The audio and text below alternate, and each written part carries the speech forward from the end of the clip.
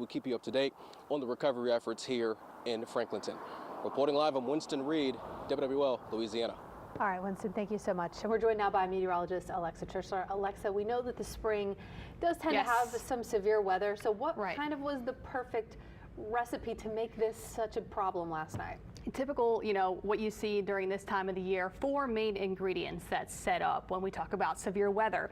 And the first two we'll get into a strong system in the mid-levels of the atmosphere. We had that move through the deep south yesterday. It was a strong upper-level low-pressure system at about the 500 millibar level. That's where meteorologists look to see where is unsettled weather going to be. When you get these troughs of low pressure in the mid and upper levels of the atmosphere, that really provides the support for strong and severe storms. We also had very warm and moist air ahead of this cold front that came in, and that moisture fuels the storms. So the warm weather we've been having is partially to blame. Right. The warm days leading up to it, we had the dew points in the 70s. That's when it feels very muggy and sticky, and the moisture really fuels these storms to get going. Okay. And then the third thing, we had the cold front itself, and fronts provide lift for storms to develop. Think about when you see the really tall thunderstorms coming, and we have these fronts that sweep in with cool, dry air, lifting up that warm, moist air, and the storms get really tall. And the sharper the contrast between the air masses, between the cold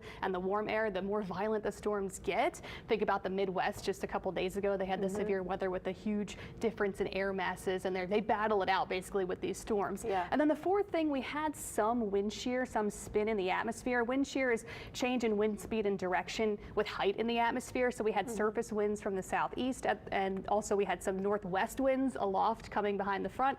You get that spinning, those opposing wind directions, and that spinning leads to rotation and possible tornadoes. So basically those 4 main ingredients set up And did perfectly. they just happen to all be in the same area? Because we also had the warm weather down here and the cold weather coming in. So I will say the North Shore and South Mississippi, really north of the lake, it was closer to that low pressure system in the mid-levels of the atmosphere. So that really active part of the support of the storm was farther to the north. So the farther north you were to that active part of that upper low pressure system, that it's upper mid-levels, closer to that point, the more severe risk that you're going to be under. So that's why the farther north you were, the closer you were to the support for the severe weather. Wow. Okay. Yeah. Fascinating, but scary at the same time, because I'm sure that's it's hard to know exactly where all that's going to be until it kind of sets itself up. Right, that's why we watch these forecast models, like a hawk, and see where is the worst of the support for the storm going to be, where the storms can develop more readily and more violently. So that's why we're always kind of tweaking our forecasts and paying attention, because it changes. Sometimes the support travels farther to the south, it retreats to the north, and our risk gets a bit lower if it's too far away. So yeah, we're always focusing and seeing where those systems set up. It makes so much sense. All right, Alexa, thank you for the explanation. It really does make a lot of sense, so thank you so much.